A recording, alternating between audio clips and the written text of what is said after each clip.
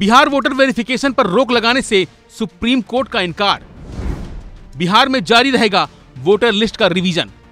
जी हां, बिहार में voter list के सत्यापन को लेकर सुप्रीम कोर्ट में आज अहम सुनवाई हुई। कोर्ट ने चुनाव आयोग द्वारा की जा रही सत्यापन की प्रक्रिया पर रोक लगाने से इनकार कर दिया। विपक्ष को बड़ा झटका देते हुए कोर्ट ने कहा कि आयोग के पास हलफनामा दाखिल करने का पर्याप्त समय है, उसे प्रक्रिया पूरी करने दें। जस्टिस धूलिया ने कहा कि हम 28 जुलाई को मामले की सुनवाई करेंगे। साथ ही उन्होंने कहा कि सभी दलीलें 28 जुलाई से पहले पूरी करनी होंगी। वहीं इस मामले में अधिवक्ता वरुण कुमार सिन्हा ने कहा कि अब इस मामले की सुनवाई 28 जुलाई को होगी। तब तक चुनाव आयोग मतदाता सूची पुनरीक्षण का अपना कार्य जारी रखेगा और अगली तारीख पर सर्वोच्च न्यायालय में प्रतिशपथ पत्र के माध्यम से सारी जानकारी प्रस्तुत करेगा। आज जो सुनवाई हुई माननीय सर्वोच्च न्यायालय के समक्ष, याचिकाकर्ता चाहते थे कि बिहार के अंदर जो इलेक्टोरल रोल रिवीजन का काम इलेक्शन कमीशन ऑफ इंडिया कर रही है उसको रोक दिया जाए। लेकिन जब उन्होंने अदालत का मुड भांप लिया कि किसी भी एसटी के लिए अदालत तैयार नहीं है, तब उन्होंने अपने एप्लीकेशन को प्रेस करने से मना कर दिया और वो प्रेस नहीं किए हैं। इसीलिए अगली 28 जुलाई को पूरे मामले की पुनः सुनवाई होगी।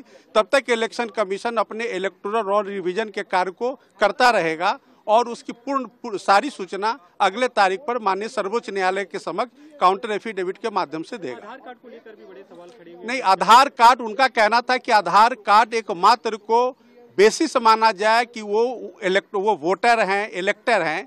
लेकिन माननीय अदालत ने कहा कि इलेक्शन कमीशन चाहे तो वोटर आधार कार्ड और जो वोटर आईडी कार्ड है वो प्लस राशन कार्ड को कंसीडर कर सकती है। तीनों डॉक्यूमेंट्स को कंसीडर करने, हाँ, कर सकती है। इलेक्शन कमीशन चाहे तो रीजन्स देकर के उनको रिजेक्ट भी कर सकती है, लेकिन आज के आदेश में कि वो कंसीडर कर सकती है। आज जो सुनवाई हुई माननीय सर्वोच्च न्यायालय के समक्ष, याचिकाकर्ता चाहते थे कि बिहार के अंदर जो इलेक्टोरल रोल रिवीजन का काम इलेक्शन कमीशन ऑफ इंडिया कर रही है उसको रोक दिया जाए। लेकिन जब उन्होंने अदालत का मुड भांप लिया कि किसी भी एसटी के लिए अदालत तैयार नहीं है, तब उन्होंने अपने एप्लीकेशन को प्रेस करने से मना कर दिया और वो प्रेस नहीं किए हैं।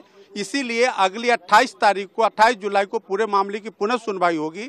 तब तक इलेक्शन कमीशन अपने इलेक्टोरल रोल रिवीजन के कार्य को करता रहेगा और उसकी पूर्ण सारी सूचना अगले तारीख पर माननीय सर्वोच्च न्यायालय के समक्ष काउंटर एफिडेविट के माध्यम से देगा। आधार कार्ड को लेकर भी बड़े सवाल खड़े हुए। नहीं, आधार कार्ड, उनका कहना था कि आधार कार्ड एक मात्र को बेसिस माना जाए कि वो वोटर हैं, इलेक्टर हैं।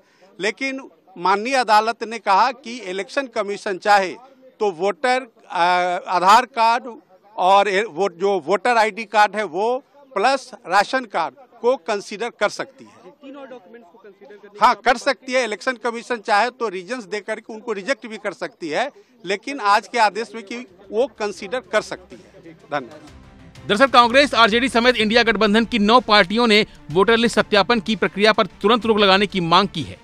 दूसरी ओर वकील अश्विनी उपाध्याय ने याचिका दायर कर कहा कि केवल भारतीय नागरिकों को ही वोट देने का हक मिलना चाहिए।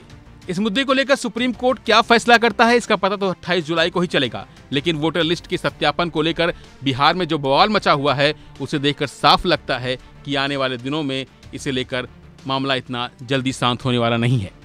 फिलहाल के लिए बस इतना ही। बाकी अपडेट बने रहिए वन इंडिया हिंदी के साथ। Subscribe to One India and never miss an update. Download the One India app now.